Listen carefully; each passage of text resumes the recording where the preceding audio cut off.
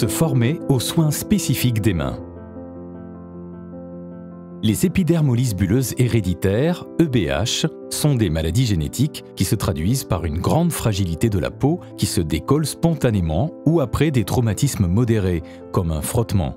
Ces décollements apparaissent comme des bulles qui peuvent se rompre et devenir des plaies qui ressemblent à des brûlures profondes. Dans la forme dystrophique de la maladie, il existe un risque de fusion des doigts. Ceci peut limiter les gestes quotidiens des enfants. En prévention dès le plus jeune âge, nous préconisons une technique spécifique de pansement afin de maintenir les doigts bien séparés. Dans ce film, nous vous proposons cette technique réalisable par les parents ou des soignants à domicile. Selon la forme d'épidermolyse bulleuse héréditaire, les conséquences sont différentes.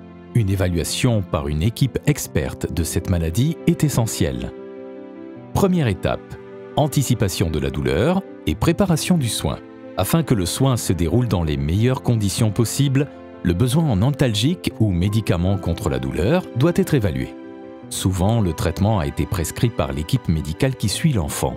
Les antalgiques doivent être donnés 30 à 45 minutes avant le début du soin, ce qui vous laisse le temps suffisant pour regrouper le matériel nécessaire pour le soin et le placer à proximité du parent ou du soignant. Pour être confortable, il est préférable que l'enfant ait pris une collation avant le soin et qu'il ait pu aller aux toilettes. Il est important de respecter son rythme et ses besoins. Deuxième étape, préparation du matériel. Il est essentiel que le matériel soit bien préparé afin de vous éviter de devoir vous déplacer pendant le soin. Ce matériel comprend un champ stérile, les antalgiques si une deuxième dose doit être donnée pendant le soin, des compresses stériles, une paire de ciseaux stériles ou des aiguilles de tailles différentes, des cotons-tiges ou écouvillons, un désinfectant prescrit par l'équipe médicale, différentes crèmes, vaseline, crème hydratante et crèmes prescrites par le médecin si besoin, antibiotiques ou dermocorticoïdes. Les pansements non adhérents et le matériel de maintien de ces pansements, jersey en rouleau de différentes tailles adaptés à votre enfant et ou des bandes auto-adhésives ou non, des gants non stériles, un conteneur poubelle pour les objets souillés, une poubelle pour soins contaminants. Vous pouvez prévoir des objets de détente, jouets, musique, dessins animés, afin de favoriser les conditions du soin. Le soin n'étant pas stérile, l'usage de blouse ou charlotte n'est pas strictement nécessaire, mais il est possible d'en utiliser si vous le préférez. Il est conseillé de s'attacher les cheveux. Pensez à retirer vos bijoux qui pourraient blesser l'enfant. Avant le début du soin, pensez à évaluer le besoin en antalgique et le donner à l'enfant 30 à 45 minutes avant le soin. Préparer le matériel nécessaire et l'avoir à disposition. Prévoir un climat de soins agréable avec des objets ludiques. Retirer ses bijoux et s'habiller confortablement pour le soin. Troisième étape, le découpage des pansements. Nous vous proposons un modèle et une technique de découpage qui permet de protéger les mains et de favoriser la mobilité des mains et des doigts. Pour cela, le pansement va séparer les doigts. À vous d'adapter ce modèle à l'enfant en n'hésitant pas à solliciter l'aide d'un professionnel afin de le réadapter à l'évolution des besoins. Pliez votre pansement en deux. Découpez ensuite 2 espaces de chaque côté pour y glisser le pouce et le petit doigt. Puis sur la tranche du milieu, découpez 3 triangles ou demi-cercles d'au moins 1 cm pour les 3 espaces entre les doigts. Adaptez à la largeur des doigts de l'enfant pour que ceux-ci ne soient pas comprimés et que le sang puisse circuler facilement. Pour finir, coupez-le encore 2 fois en arrondi aux 2 extrémités droites pour le poignet. Quatrième étape, le début du soin. Comme pour le reste du corps, le soin des mains commence par l'observation des plaies. Est-ce que cela saigne, coule? Est-ce que c'est jaune? Ou ça sent mauvais? Est-ce que les plaies sont profondes? Après l'observation, nettoyez les plaies grâce à l'écouvillon ou un coton-tige avec de la vaseline pour retirer les peaux mortes. Une fois les plaies nettoyées, percez les nouvelles bulles avec l'aiguille stérile et absorbez le sang avec la compresse.